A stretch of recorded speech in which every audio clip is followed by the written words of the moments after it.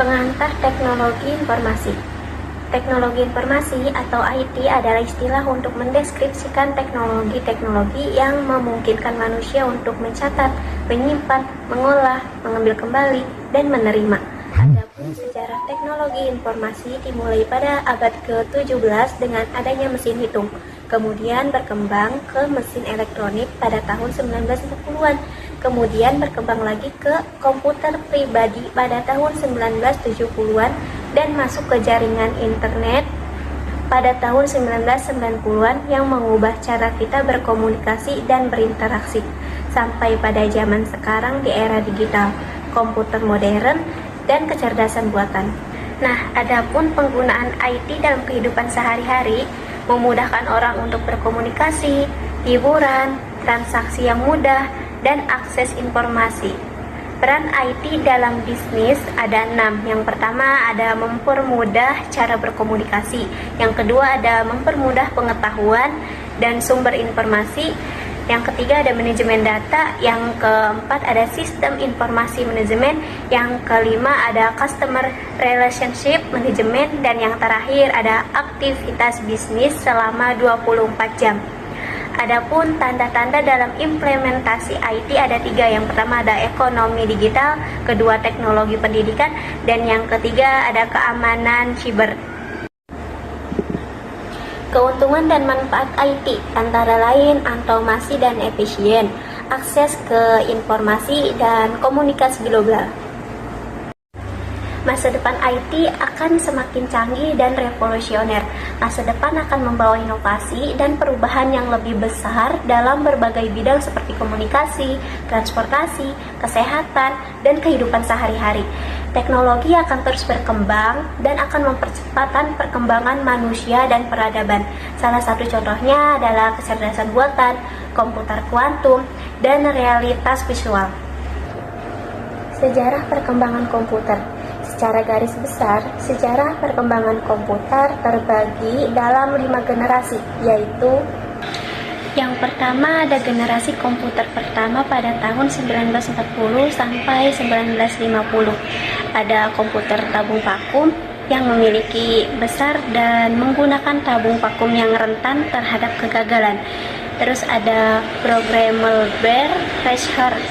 Ini merupakan komputer yang pertama kali dirancang untuk dieksekusi dengan program yang dapat diprogram ulang. Dan yang terakhir ada UNIVAC 1.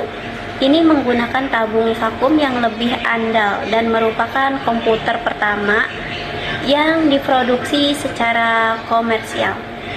Ada generasi komputer kedua pada tahun 1950 sampai 1960, yaitu ada transistor digunakan sebagai pengganti tabung vakum. Terus ada kartu ponsel digunakan untuk masukkan instruksi ke komputer, dan yang terakhir ada komputer arsitektur pipa. Komputer ini komputer besar dan mahal yang digunakan oleh perusahaan-perusahaan dan pemerintah. Yang ketiga ada generasi komputer ketiga pada tahun 1960 sampai 1970. Itu ada sirkuit terpadu melahirkan mikroprosesor yang menjadi dasar komputer modern. Terus ada PC dan personal komputer. Ini membuka pintu bagi sistem komputer yang digunakan secara luas. Terus ada sistem operasi seperti Unix dan DOS menjadi kunci dalam pengoperasian komputer dan mengaktifkan program aplikasi. Dan yang terakhir ada GUI dan mouse. Antarmuka grafis, mengguna dan mouse revolusioner mempermudah pengoperasian komputer. Selanjutnya ada generasi komputer keempat pada tahun 1970 sampai 1980. Itu ada perkembangan jaringan, teknologi bergerak, dan computing yang lebih cepat. Nah, dari computing yang lebih cepat ini, kemajuan dalam komputasi kuantum, komputer berbasis DNA, dan kecerdasan buatan membuka jalan bagi masa depan yang menakjubkan. Dan yang terakhir, generasi komputer kelima pada tahun 1990 sampai dengan sekarang ini munculnya kecerdasan buatan dan komputer paralel, internet yang menghubungkan seluruh dunia, perkembangan perangkat mobile menjadi lebih personal, intuitif, dan mampu beradaptasi, dan yang terakhir ada realitas visual dan augmented reality mulai berkembang. Selanjutnya, dasar-dasar perangkat keras. Perangkat keras sendiri adalah semua komponen fisik yang membentuk komputer dan membuatnya dapat berfungsi. Adapun cara kerja komputer, yang pertama ada kecepatan dan presisi pemrosesan, yang kedua ada kapasitas penyimpanan yang besar, yang ketiga ada kemampuan input dan output yang beragam, yang keempat ada perangkat lunak yang canggih, dan yang terakhir ada kecerdasan buatan dan pembelajaran mesin. Selain itu, di komputer juga ada yang namanya bit, biti, dan buzzword. Bit sendiri adalah unit data terkecil dalam komputer. Sedangkan biti terdiri dari 8 bit. Biti adalah unit data yang lebih umum digunakan dan dapat menyimpan informasi dalam bentuk angka, huruf, atau karakter khusus. Nah, sedangkan buzzword sering kali digunakan secara berlebihan dan tidak memiliki definisi yang pasti. Mereka mungkin digunakan untuk mengesankan seseorang atau membuat sesuatu terdengar lebih canggih daripada sebenarnya. Nah, selanjutnya inti dari komputer dapat dilihat dari dua sudut pandang. Yang pertama dari perangkat keras, yang kedua dari fungsi. Dari sisi perangkat keras, inti komputer adalah Central Processing Unit atau CPU. Sedangkan dari sisi fungsi, inti komputer adalah kemampuannya untuk mengikuti instruksi. Selanjutnya, macam-macam memori dalam komputer. Yang pertama ada memori utama atau primary memory, atau bisa sering disebut dengan memori volatile, itu contohnya RAM. Yang kedua ada memori sekunder atau memori non-volatile, contohnya SSD. Dalam komputer terdapat dua sistem komponen, yang pertama hardware atau perangkat keras, dan yang kedua ada software atau perangkat lunak. Perangkat keras adalah komponen fisik dari komputer yang dapat dilihat dan disentuh, sedangkan perangkat lunak adalah program dan instruksi yang mengatur dan mengendalikan perangkat keras. Nah, adapun alat input dan output dalam komputer, yang pertama ada keyboard, kedua monitor, ketiga printer, dan yang terakhir mouse. Konsep program dan sistem software. Perangkat lunak atau yang sering disebut sebagai software adalah serangkaian instruksi komputer atau program yang dirancang untuk menjalankan tugas-tugas tertentu pada perangkat keras komputer. Adapun tujuan konsep program dan sistem software secara keseluruhan adalah untuk meningkatkan kehidupan penggunanya dengan menyediakan solusi untuk masalah mereka, meningkat efisiensi dan produktivitas mereka, dan membantu mereka mencapai tujuan mereka sendiri. Nah, sedangkan komponen utama dalam perangkat lunak meliputi kernel, manajer memori, manajer proses, sistem file, sistem input atau output, jaringan, dan keamanan. Nah, selanjutnya elemen-elemen konsep program dan sistem perangkat lunak. Yang pertama ada kode program, data, dokumentasi, antarmuka pengguna atau UI, algoritma, struktur data, komponen, pustaka, framework, dan platform. Adapun metode pengembangan perangkat lunak, yang pertama ada waterfall, yang kedua agile, yang ketiga scrum, yang keempat prototype, yang kelima RAD, dan yang terakhir spiral. Nah, tantangan dalam mengimplementasikan konsep program dan sistem perangkat lunak sendiri, yang pertama ada kompleksi, yang kedua perubahan kebutuhan, dan yang terakhir kualitas dan keamanan. Nah, sedangkan keunggulan dan manfaat pengguna perangkat lunak itu ada 4. Yang pertama ada produktivitas tinggi, kedua ada kualitas unggul, ketiga ada peningkatan keamanan, dan yang terakhir ada peningkatan keandalan. Mengenal proses kata sampai dengan paperless publishing. Proses kata sampai dengan paperless publishing adalah serangkaian langkah yang diambil untuk mengubah ide atau informasi menjadi dokumen elektronik yang dapat dibaca, diedit, dan disimpan secara digital. Proses ini dapat dilakukan dengan berbagai cara, tergantung pada kebutuhan dan preferensi individu atau organisasi. Manfaat paperless publishing: yang pertama ada menghemat waktu dan uang, kedua ada peningkatan efisiensi, yang ketiga ada peningkatan keamanan, dan yang terakhir ada ramah lingkungan. Sedangkan langkah umum dalam proses kata sampai dengan paperless publishing itu ada 5. Yang pertama ada penulisan, kedua pengeditan, ketiga pemformatan, keempat ada konversi, dan terakhir ada penerbitan.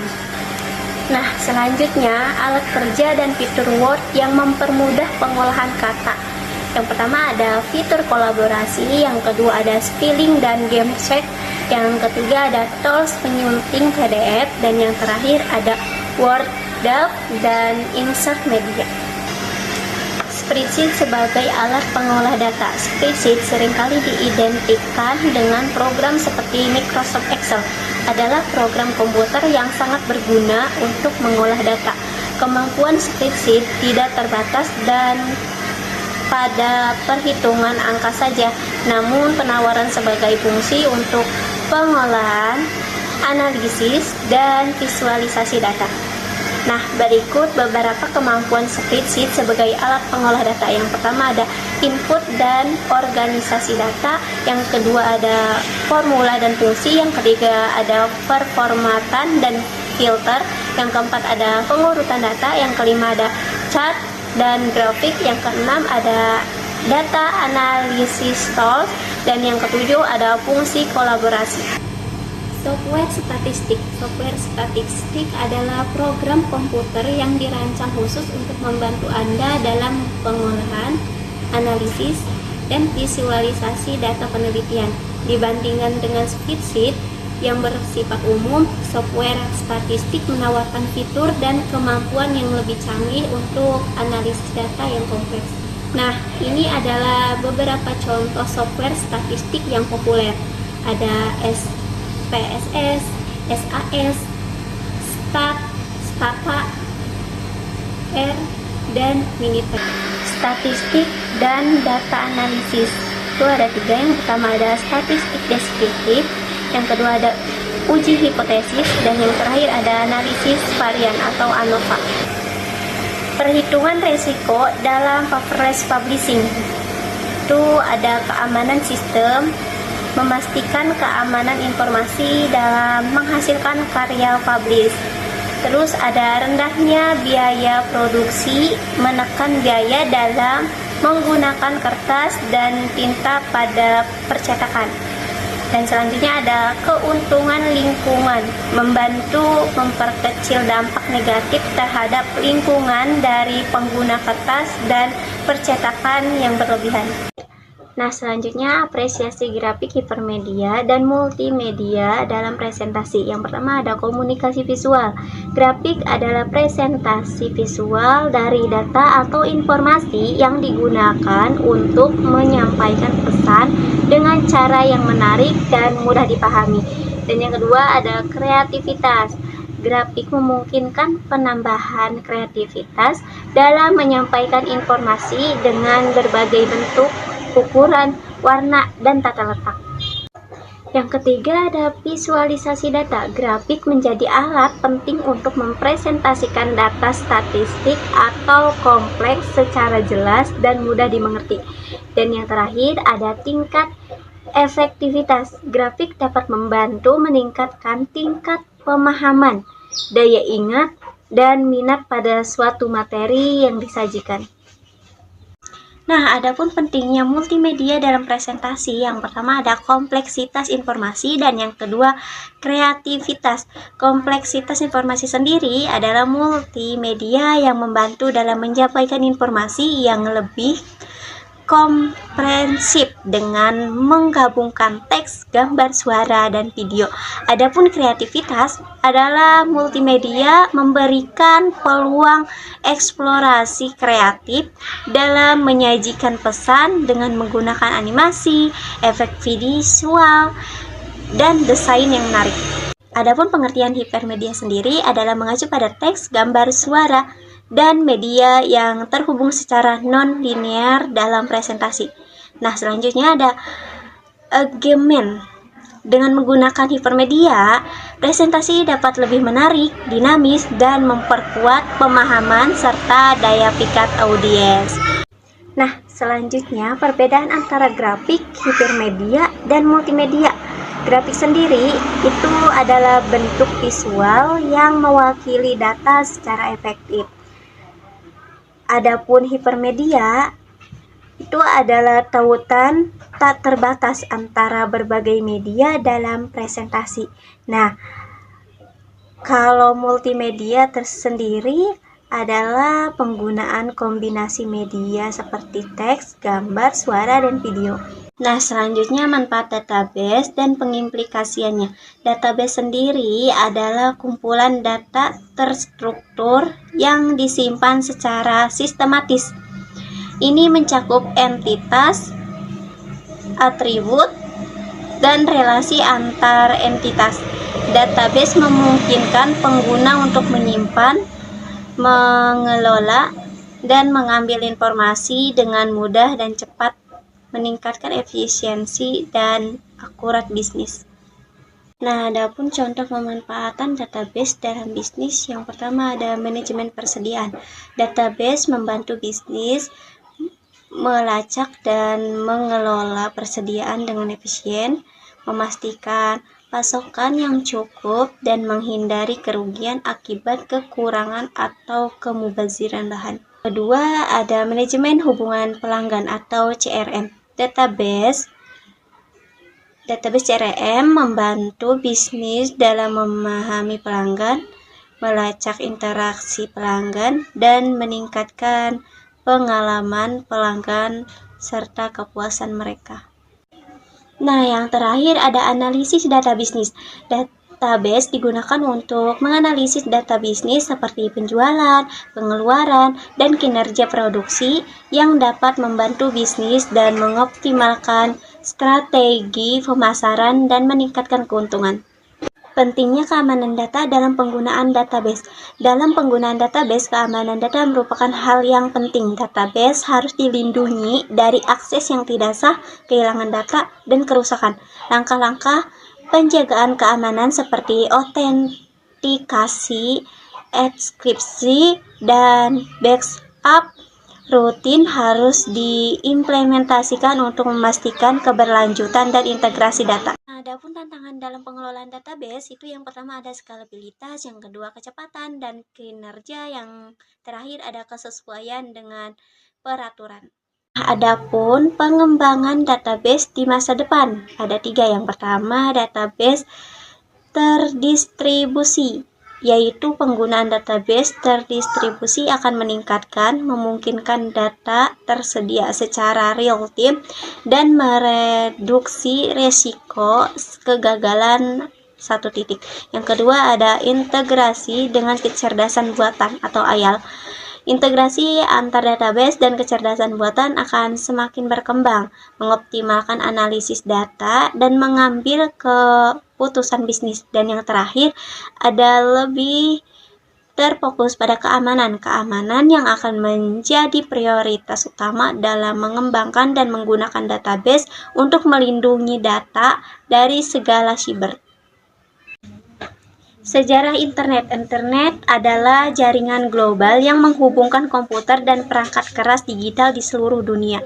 Ini memungkinkan pertukaran informasi dan komunikasi yang cepat dan efisien.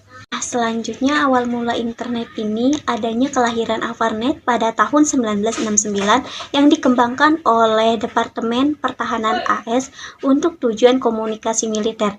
Nah, selanjutnya berkembang ke protokol TPC atau IP pada tahun 1970-an. Protokol ini mengembangkan dan memungkinkan jaringan komputer yang berbeda untuk saling terhubung. Nah, selanjutnya dan yang terakhir adanya lahirnya WWW pada tahun 1990. Tim Berners-Lee memperkenalkan World Wide Web yang memungkinkan perkembangan informasi melalui hyperlink, dan browser web. Selanjutnya, perkembangan teknologi internet itu ada 3. Yang pertama, kecepatan transmisi data-data. Yang kedua, ada perangkat terhubung. Dan yang terakhir, ada audiensi centric. Nah, dampak internet terhadap kehidupan manusia itu ada 4. Yang pertama, akses informasi global. Yang kedua, ada komunikasi instan. Yang ketiga, ada peluang bisnis baru. Dan yang terakhir, ada terbukanya akses pendidikan. Nah, selain dampak, ada juga perubahan gaya hidup akibat internet. Contohnya, gaya hidup digital, sumber informasi utama, kehadiran online, dan ketergantungan teknologi. Nah, adapun tantangan dan isu terkait internet nih. Yang pertama ada privasi dan keamanan. Yang kedua ada konten berbahaya. Dan yang ketiga ada kesejahteraan digital. Di mana kesejahteraan digital ini tidak semua orang memiliki akses yang sama ke teknologi internet, menimbulkan kesejahteraan digital. Masa depan internet ini ada 3 poin. Yang pertama ada teknologi 5G. Jaringan ini akan meningkatkan kecerdasan dan kapasitas internet, mendukung kemajuan teknologi masa depan. Nah, yang poin kedua itu ada internet 05. Penumbuhan perangkat IoT akan memperluas konektivitas dan otomatisasi dalam kehidupan sehari-hari. Nah, yang terakhir ada kecerdasan buatan, yang dimana akan meningkatkan pengalaman pengguna dan efisiensi layanan. Nah, selanjutnya pengantar jaringan komputer dan telekomunikasi. Basic of Computer Networking. Itu ada 3. Yang pertama ada Lacking Area Network atau LAN, yaitu jaringan yang menghubungkan perangkat dalam area terbatas seperti rumah, kantor, atau sekolah. Yang kedua ada Wide Area Network atau WAN. Jaringan ini yang menghubungkan perangkat dalam area geografis yang luas seperti antar kota atau negara. Dan yang terakhir ada Metropolitan Area Network atau MAN. Jaringan ini mencakup lebih luas dari LAN, tapi lebih kecil dari WAN, biasanya meliputi area perkotaan. The power of email. Nah, di sini ada 3 poin. Yang pertama ada lebih efisien. Karena emang dibandingkan dengan surat pos tradisional, email jauh lebih cepat dan efisien. Anda dapat mengirim dan menerima pesan dalam hitungan detik. Yang kedua ada komunikasi profesional. Dan yang terakhir ada jangkauan luas. Ya, karena email dapat menjangkau orang di seluruh dunia. Tidak peduli lokasi mereka di mana. Karena email ini akan mengantarkan ke tujuan yang Anda tuju. Nah, selanjutnya ada instant messaging connecting in. Yang pertama ada real time communication, terus ada group chat, dan yang terakhir ada virtual present. Selanjutnya ada transforming the power of information. Yang pertama ada instant access to information. Yang kedua ada business efficient, dan yang terakhir ada internet of things atau IoT.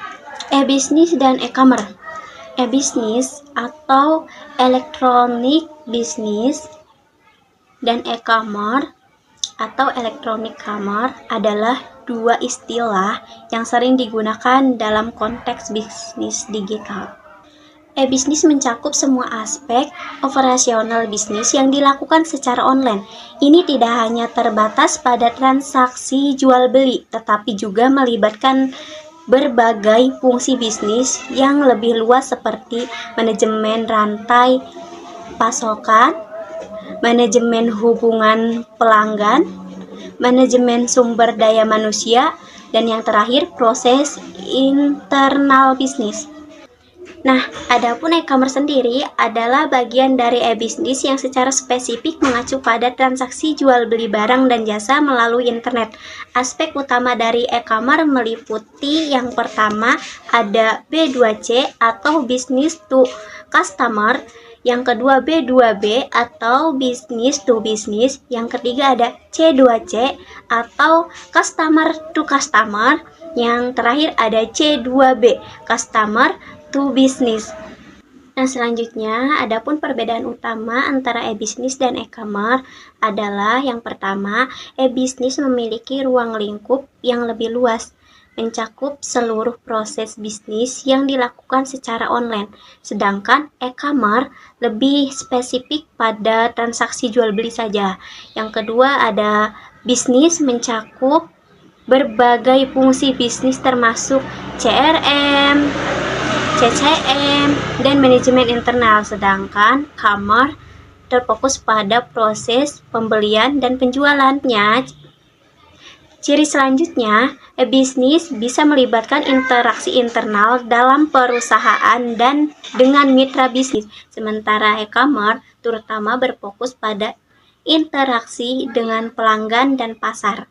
Nah, adapun contoh implementasi e-bisnis itu perusahaan seperti IBM yang menggunakan sistem internet untuk mengelola hubungan pelanggan, pemasok, dan proses operasional lainnya.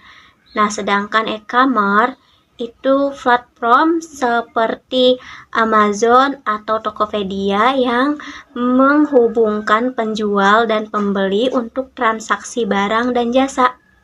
Nah, dengan demikian, meskipun e-bisnis dan e-commerce saling terkait, mereka berbeda dalam mencakup keseluruhan proses digital dalam bisnis, sementara e-commerce spesifik pada transaksi jual beli online. Nah, selanjutnya ada extranet. Extranet adalah jaringan komputer pribadi yang menggunakan teknologi internet dan sistem protokol untuk berbagai sebagai informasi bisnis atau operasi dengan pihak luar secara aman. Extranet digunakan oleh perusahaan untuk berbagai informasi dengan mitra bisnis, pelanggan, pemasok, atau pihak eksternal lainnya. Adapun extranet dalam menghubungkan bisnis untuk analisis itu ada 4 poin. Yang pertama, berbagi data secara aman, meliputi keamanan dan kontrol akses. Yang kedua, ada kolaborasi efektif, meliputi kolaborasi dengan mitra bisnis dan integrasi sistem. Yang ketiga, ada akses real time, meliputi pengambilan keputusan cepat dan pemantauan kinerja. Dan yang terakhir, ada efisiensi operasional, meliputi pengurangan biaya dan meningkatkan produktivitas. Nah, adapun contoh penggunaan extranet untuk analisis bisnis itu yang pertama ada supply chain management atau SCM, yang kedua ada customer relationship management atau CRM, yang ketiga ada pengembangan produk, dan yang terakhir ada implementasi extranet. Nah, sedangkan implementasi extranet ini untuk analisis bisnis melibatkan beberapa langkah penting. Yang pertama ada perencanaan desain, kedua penelitian teknologi, ketiga pengaturan keamanan, dan yang terakhir pelatihan dan dukungan. Nah, yang terakhir itu ada perancangan sistem. Adapun pengertian dan tujuannya, perancangan sistem adalah fase dalam siklus hidup pengembangan sistem yang bertujuan untuk menghasilkan spesifikasi rinci tentang bagaimana sistem akan dibangun. Tujuannya adalah memastikan bahwa semua kebutuhan dan tujuan bisnis terpenuhi dengan cara yang efektif dan efisien. Nah, adapun tahapan perancangan sistem itu ada 4 poin. Yang pertama ada analisis kebutuhan. Sebelum merancang sistem, penting untuk memahami kebutuhan pengguna dan tujuan bisnis. Nah, yang kedua ada perancangan konseptual. Di bagian ini, perancangan konseptual melibatkan pembuatan model atau diagram yang menggambarkan arsitektur sistem secara keseluruhan. Dan yang ketiga ada perancangan logis. Tahap ini desain sistem lebih mendetail dengan fokus pada struktur data dan logika pemrograman. Dan yang terakhir ada perancangan fisik. Tahap ini berhubungan dengan aspek teknis dan implementasi sistem. Nah, selanjutnya ada komponen utama dalam perancangan sistem, itu ada 4. Yang pertama arsitektur sistem, yang kedua desain basis data, yang ketiga desain antarmuka pengguna, dan yang terakhir ada desain proses. Nah, selain itu ada metodologi perancangan sistem, itu ada 4 poin juga. Yang pertama ada waterfall metodologi linear, di mana setiap tahap harus diselesaikan sebelum tahap berikutnya dimulai. Yang kedua ada agile pendekatan iteratif dan incremental, di mana sistem perkembangan dalam sistem pendekat atau sprint memungkinkan perubahan berkelanjutan berdasarkan umpan balik pengguna. Yang ketiga ada prototyping, membangun prototip atau model awal dari sistem untuk mendapatkan umpan balik pengguna dan mengidentifikasi kebutuhan tambahan sebelum pengembangan lebih lanjut. Dan yang terakhir ada RAD atau Rapid Application Development, fokus pada pengembangan cepat dengan menggunakan alat bantu dan teknik desain yang memfasilitasi pengembangan sistem dalam waktu singkat. Nah, selanjutnya ada dokumentasi. Dokumentasi adalah bagian penting dari perancangan sistem yang mencakup spesifikasi desain, diagram, dan catatan lainnya yang diperlukan untuk pengembangan dan pemeliharaan sistem. Dokumentasi membantu dalam komunikasi antar tim dan memfasilitasi pemeliharaan sistem di masa depan. Dan yang terakhir ada evaluasi dan validasi. Setelah sistem dirancang, penting untuk melakukan evaluasi untuk memastikan bahwa desain memenuhi kebutuhan yang diidentifikasi. Ini bisa melibatkan pengujian prototip, tinjauan desain, dan validasi dengan pengguna akhir.